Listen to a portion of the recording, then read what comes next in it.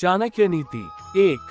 जिस प्रकार सभी पर्वतों पर मणि नहीं मिलती, सभी हाथियों के मस्तक में मोती उत्पन्न नहीं होता, सभी वनों में चंदन का वृक्ष नहीं होता, उसी प्रकार सज्जन पुरुष सभी जगहों पर नहीं मिलते हैं।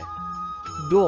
झूठ बोलना, उतावलापन दिखाना, दुस्साहस करना, छल कपट करना, मूर्खतापूर्ण कार्य करना, लोभ करना, अपवित्रता और निर्दयता, ये सभी स्त्रियों के स्वाभाविक दोष हैं।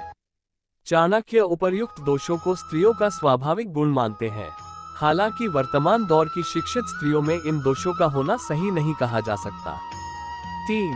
भोजन के लिए अच्छे पदार्थों का उपलब्ध होना, उन्हें पचाने की शक्ति का होना, सुंदर स्त्री के साथ संसर्ग के लिए कामशक्ति का होना, प्रचुर धन के साथ साथ धन देने की इच्छा होना, ये सभी सुख मनुष्य को बहुत कठिनता से प्राप्त होते हैं।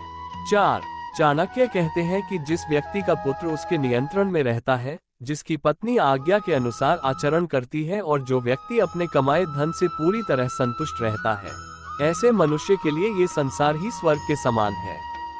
5। चाणक्य का मानना है कि वही गृहस्थी सुखी है जिसकी संतान उनकी आज्ञा का पालन करती है। पिता का भी कर्तव्य है कि वह पुत्रों का पालन पोषण अच्छी तरह से करे। इसी प्रकार ऐसे व्यक्ति को मित्र नहीं कहा जा सकता है जिस पर विश्वास नहीं किया जा सके, और ऐसी पत्नी व्यर्थ है जिससे किसी प्रकार का सुख प्राप्त न हो। 6। जो मित्र आपके सामने चिकनी चुपड़ी बातें करता हो और पीठ पीछे आपके कार्य को बिगाड़ देता हो, उसे त्याग देने में ही भलाई है। 7। चाणक्य कहते हैं कि जो व्यक्ति अच्छा मित्र नहीं है उस पर तो विश्वास नहीं करना चाहिए, परंतु इसके साथ ही अच्छे मित्र के संबंध में भी पूरा विश्वास नहीं करना चाहिए, क्योंकि यदि वह नाराज हो गया तो आपके सारे भेद खोल सकता है। सावधानी अत्यंत आवश्यक है। 8। चाणक्य का मानना है कि व्यक्ति को कभी अपने मन का भेद नहीं खोलना चाहिए। उसे जो भी कार्य करना है उसे अपने मन में रखे और पूरी तन्मयता के साथ समय आने पर उसे पूरा करना चाहिए। 9।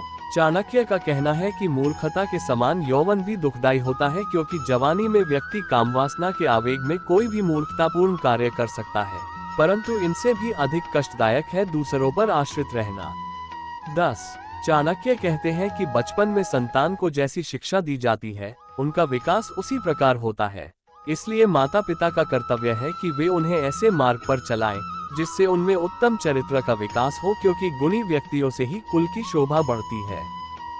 11।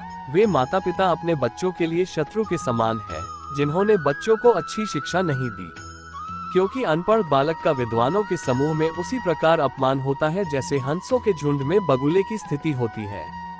शिक्षा विहीन मनुष्य बिना पूंछ के जानवर जैसा होता है, इसलिए माता पिता का कर्तव्य है कि वे बच्चों को ऐसी शिक्षा दें जिससे वे समाज को सुशोभित करें।